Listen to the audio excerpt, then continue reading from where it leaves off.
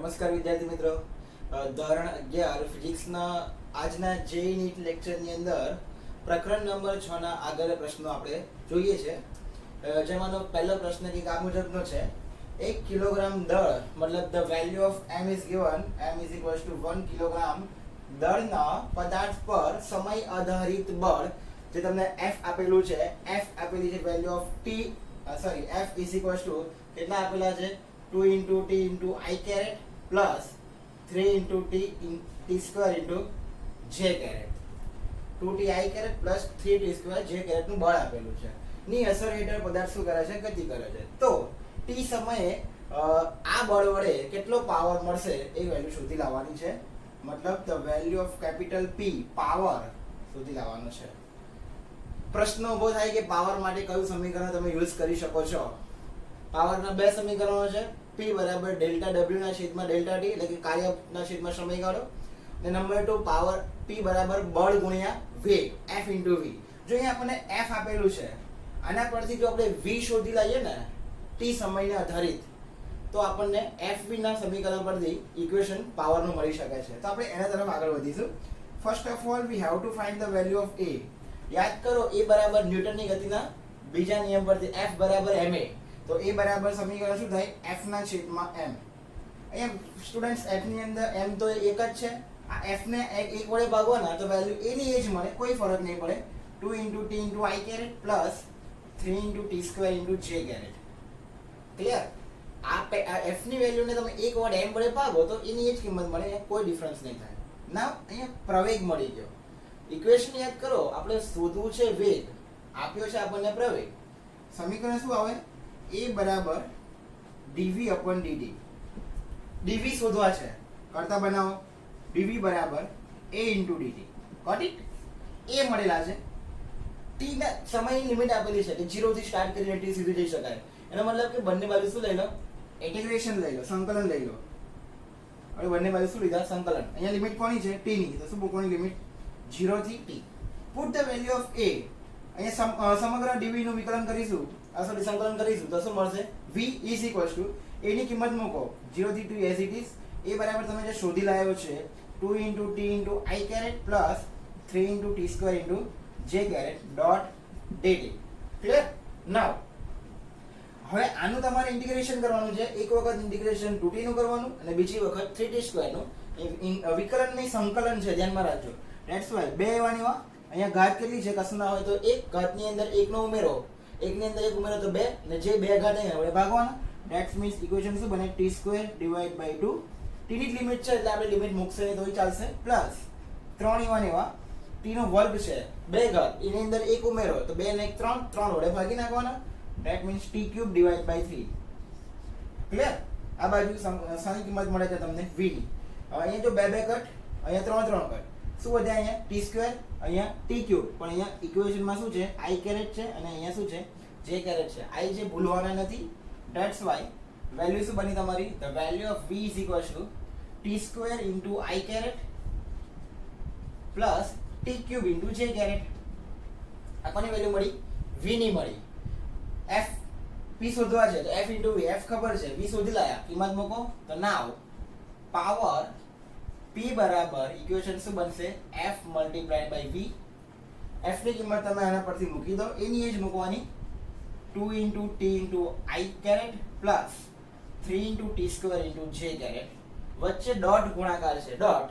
v ની કિંમત ઉપર પ્રમાણે તમે શોધી લાયા. t square into I caret plus t cube into j caret. Clear? Dot ગુણાકાર હોય તો તમને ખ્યાલ છે એ મુજબ I ડોટ I1 થાય અને j ડોટ J1 થાય. I ડોટ J કરશો તો 0 થઈ જશે અને j ડોટ I કરશો તો 0 થઈ જશે. Got it? એટલે x x નો ગુણાકાર અને y y સાથેનો ગુણાકાર કરો તો અહીંયા t ની એક ઘાત છે, અહીંયા t ની બે ઘાત છે, તો કેટલી વધશે? t ની 3 ઘાત. 2 into t cube I caret plus અહીંયા t નો વર્ગ છે ને t નો ઘન છે, ઘાતોનો સરવાળો 3 ને 2 5. That's why 3 into t raised to 5 j caret જેટલો તમારો પાવરની કિંમત મળશે. અને જેને આપણે સનાન દર્શાવીશું, વોટ વડે દર્શાવીશું તેમ કહેવાય. એક મહત્વની બાબત, ગુણાકાર કર્યા પછી તમે I caret અને j caret નોંધતા નથી. કેમ? કારણ કે I ડોટ I 1 થઈ જશે ને j ડોટ J પણ 1 થઈ જશે. એકમ સદિશ લખવાની કોઈ જરૂર રહેતી નથી. બરાબર? તો આ સમગ્ર ન્યુમેરિકલ આ રીતે સોલ્વ કરી શકો છો. તો મિત્રો નેક્સ્ટ ન્યુમેરિકલ કઈક આ મુજબનો છે. એક માણસ ઓટોમેટિક ગનમાંથી પ્રતિ મિનિટે 240 ગોળીઓ 360 કિલોમીટર પર કલાકની ઝડપે છોડે છે. ત્રણ કિંમત આપી અહીંયા. પહેલું પ્રતિ મિનિટે, મતલબ the value of t is equals to 1 minute. અને આપણે ઓલરેડી કોઈ પણ સમયની કિંમત હોય ને સ્ટાન્ડર્ડ સેકન્ડમાં લઈએ છે. ધેટ્સ વાય 1 મિનિટને આપણે કન્વર્ટ કરી દઈએ છીએ 60 સેકન્ડ. What it? કેટલા નંગ ગોળીઓ છોડે છે? તો કે ગોળીઓની સંખ્યા જેને આપણે n કહી દઈએ છીએ, તો કે 240 નંગ. What it? અને કેટલી ઝડપે છોડે છે? The value of v is equals to 360 kilometre પર કલાક. હવે આ એક મહત્વની વાત આવી. કિલોમીટર પર કલાક ગણતા નથી, મીટર પર સેકન્ડમાં કન્વર્ટ કરો. ધેટ મીન્સ 360 ગુણ્યા કિલોમીટરની મીટર 1000 છેદમાં કલાકની સેકન્ડ 3600. 1 0 ગયા, 360 ગયા. તો કિંમત કેટલી વધી તમારી? 100 મીટર પર સેકન્ડની ઝડપ થઈ તેમ કહેવાય. બરાબર? નાવ તો જો પ્રત્યેક ગોળીનું દળ 20 ગ્રામ હોય, પ્રત્યેક ગોળીનું દળ એટલે એમ આપેલા છે 20 ગ્રામ આપ્યું. જો આ પાછું 9 ગ્રામ આવ્યું, ગ્રામને કન્વર્ટ કરો કિલોગ્રામમાં. ધેટ મીન્સ વેલ્યુ શું આવશે? 20 ગુણ્યા 10⁻³ એકમ શું આવશે? કિલોગ્રામ હોય. તો ગનનો પાવર શોધી લાવવાનો છે, મતલબ the value of p, power p ની કિંમત શું લાવવાની છે? શોધી લાવવાની છે. બરાબર?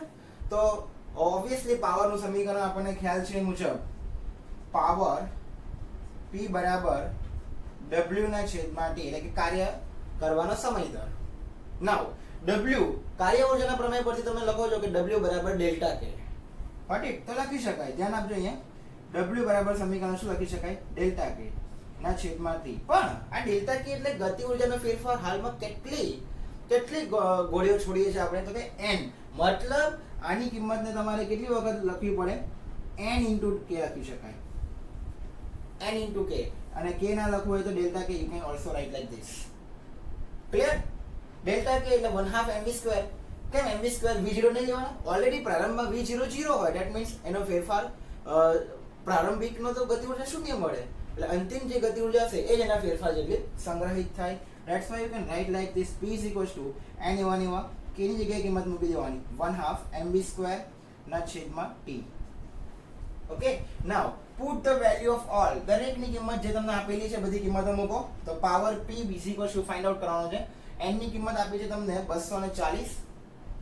240 ગુણ્યા the value of m is given 20 multiplied by 20 ગુણ્યા 10⁻³ ના ગુણ્યા v બરાબર હમણાં જ તમે શોધી લાવજો. v નો સ્ક્વેર છે, ધ્યાન રાખજો. v અહીંયા છે 100 ની એટલે કે 10⁻². 10⁻² નો શું કરવાનો? વર્ગ ના છેદમાં 1/2 ના 2 નીચે આવ્યો અને value of t is given 60. Got it? આ દરેકનો તમે ગુણાકાર ભાગાકાર કરશો તમને પાવરની કિંમત અહીંયાથી મળી જશે. ઓકે, તો સિમ્પલ કેલ્ક્યુલેશન જ કરવાનું છે અને જે આવશે તમારો જવાબ. તો મિત્રો નેક્સ્ટ ન્યુમેરિકલ કંઈક આ મુજબનો છે. એક પ્રાણીનું હૃદય 23,000 ન્યૂટન પર મીટર સ્ક્વેર દબાણ પર 1 સેકન્ડમાં 1 સીસી લોહીને ધક્કો મારે છે. ઇમ્પોર્ટન્ટ પોઈન્ટ આપેલા છે.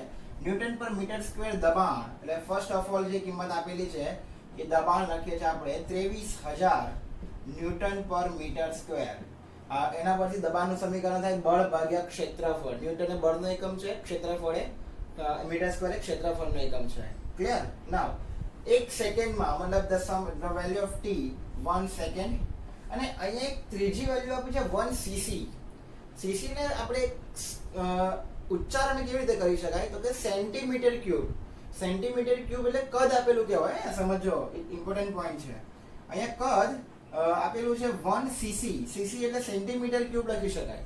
એટલે આને તમે શોર્ટમાં આવું પણ લખી શકો છો, સેન્ટીમીટર ક્યુબ જ કહેવાય અને શોર્ટમાં સીસી લખાય છે. બરાબર? ઓલરેડી આપણે ઉપર મીટરમાં આપેલી છે કિંમત, અહીંયા સેન્ટીમીટરમાં ન ચાલે. ધેટ્સ વાય પહેલા તો 1 સેન્ટીમીટરના મીટર કેટલા, પછી ક્યુબ કરીએ. તો 1 સેન્ટીમીટરના 10⁻² મીટર.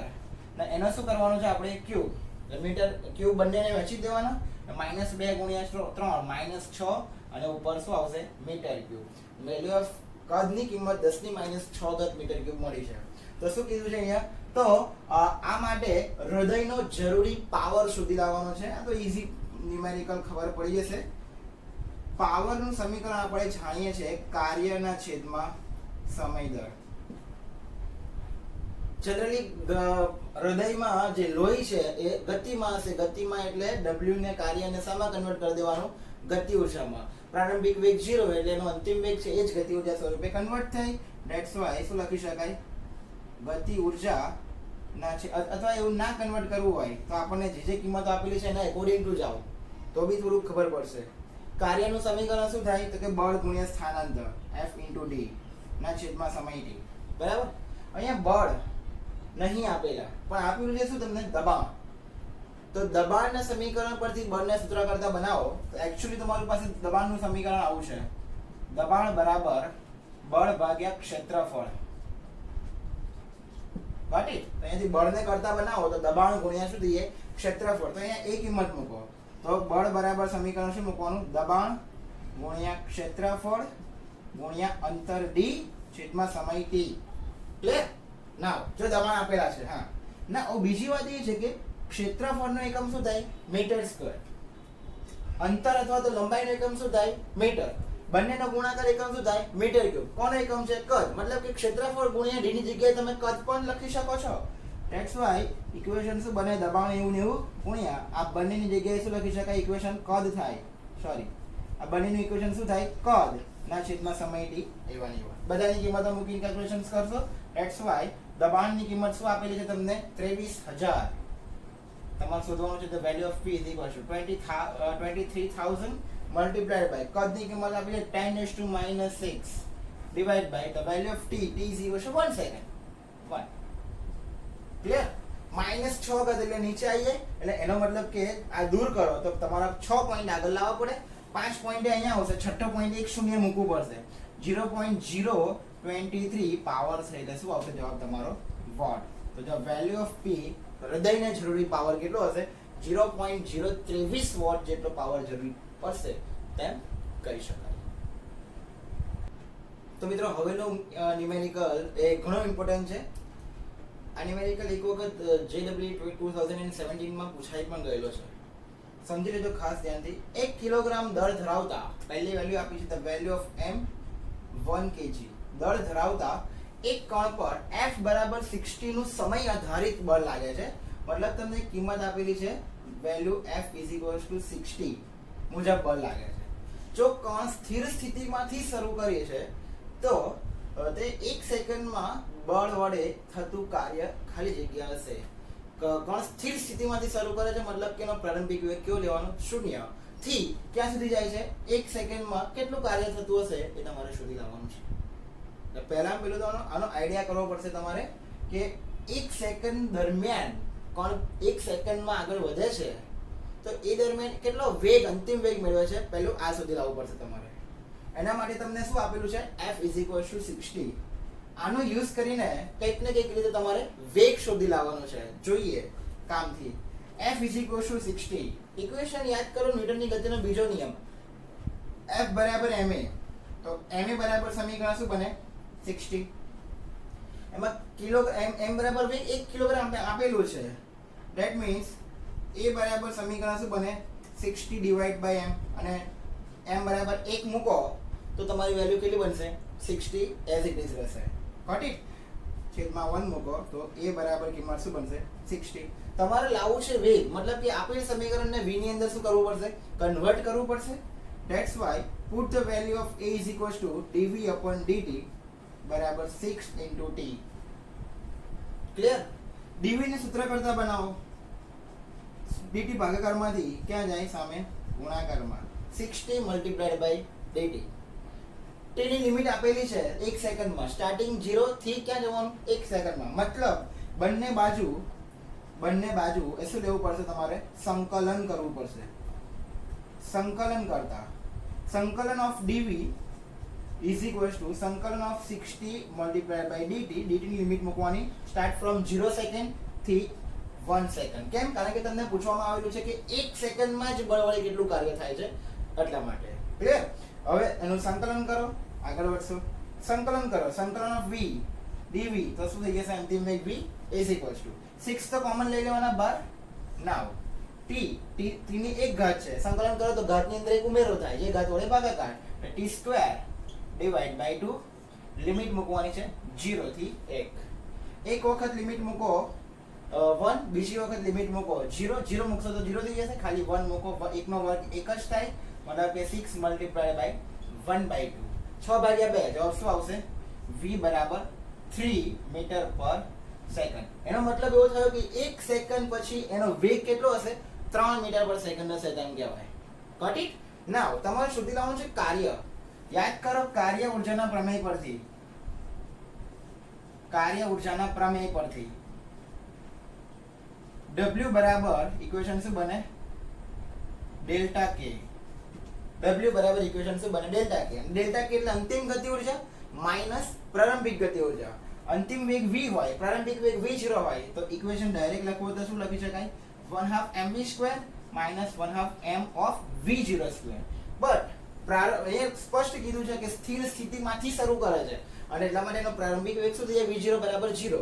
મતલબ માઈનસ પછીનું સ્ટેપ તમારું 0 થઈ જાય. ધેટ્સ વાય બાકીની કિંમત મૂકી દો 1/2 મલ્ટીપ્લાય બાય m બરાબર આપેલા છે 1 કિલો 1 ગુણ્યા v બરાબર શું થાય તમે? 3 નો વર્ગ માઈનસ છેલ્લે તો શું થઈ જશે? 0.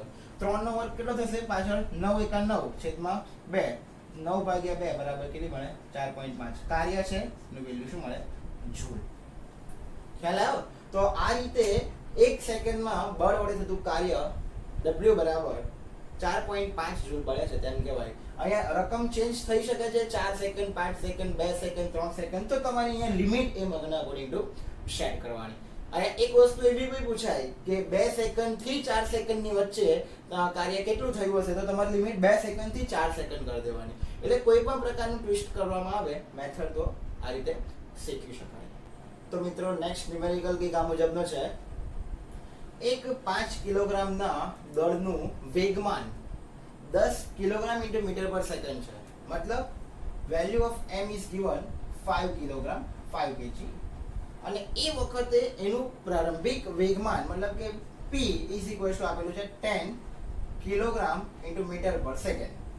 જો આ પદાર્થ પર 10 સેકન્ડ સુધી 0.2 ન્યૂટન બળ લગાડવામાં આવે તો ગતિ ઊર્જાનો ફેરફાર શોધી લાવવાનો છે. કેટલી સેકન્ડ? t બરાબર 10 સેકન્ડ સુધી કેટલું બળ લગાડવાનું? f બરાબર 0.2 ન્યૂટનનું બળ એ લગાડવામાં આવે તો ગતિ ઊર્જાનો ફેરફાર ડેલ્ટા k ની કિંમત તમારે શોધી લાવવાની છે. બરાબર? સમજીએ, ઇમ્પોર્ટન્ટ ન્યુમેરિકલ છે. ડેલ્ટા k ઇક્વેશન યાદ કરો 1/2 mv² minus 1/2 mv0². m આપેલા છે પણ નહીં આપેલી બે કિંમત, એક v0 અને એક v. First of all you have to find the value of v and v0. પહેલું સ્ટેટમેન્ટ જે આપેલું છે એનું પ્રારંભિક સ્થિતિ આપેલી છે, મતલબ કે પ્રારંભિક વેગ શોધવો હોય તો એના માટે વેગમાન p બરાબર સમીકરણ શું બને છે? mv. પણ v બરાબર આપણે શું લઈએ છીએ? પ્રારંભિક v0. v0 ને સૂત્ર કરતા બનાવો તો p ના છેદમાં શું આવે? m. value of p is given 10, value of m is also given 5 is equal to 2 meter per second. એટલે પ્રારંભિક વેગ પદાર્થનો કેટલો હશે? 2 મીટર પર સેકન્ડ થી પદાર્થ ગતિ કરતું હશે. નાઉ હવે મેળવવાનો છે અંતિમ વેગ. અંતિમ વેગ મેળવવા માટે તમારે અલગ ફોર્મેટ યુઝ કરવું પડશે. વેલ્યુ આપેલી છે બળ F બરાબર ma. એમાંથી એને સૂત્ર કરતા બનાવો F upon m. Therefore the value of a is equal to, put the value of f is equal to 0.2 divided by 5. 0.2 divided by 5 કરશો જવાબ શું મળશે તમને? 0.04 મીટર પર સેકન્ડ સ્ક્વેર. 0.04 મીટર પર સેકન્ડ સ્ક્વેર. ક્લિયર? નાઉ એ મળી ગયા. શોધવું છે v. પ્રારંભિક વેગ મળી ગયો, a મળી ગયા, સમય t આપેલો છે. ગતિનું પહેલું સમીકરણ v બરાબર v0 plus at. v0 કેટલા મળ્યા હમણાં તમને? 2 પ્લસ a કેટલા મળ્યા? 0.04 ગુણ્યા t કેટલા આપેલા છે? 10. 0.04 ગુણ્યા 10 જવાબ શું મળશે? 10 કરો 1 પાછું જતું રહેશે એટલે શું મળશે? 0.4. અને બંનેનો સરવાળો કરશો જવાબ શું મળશે? 2.4 મીટર પર સેકન્ડ. આ તમારો કયો વેગ મળ્યો તમને? અંતિમ વેગ મળ્યો.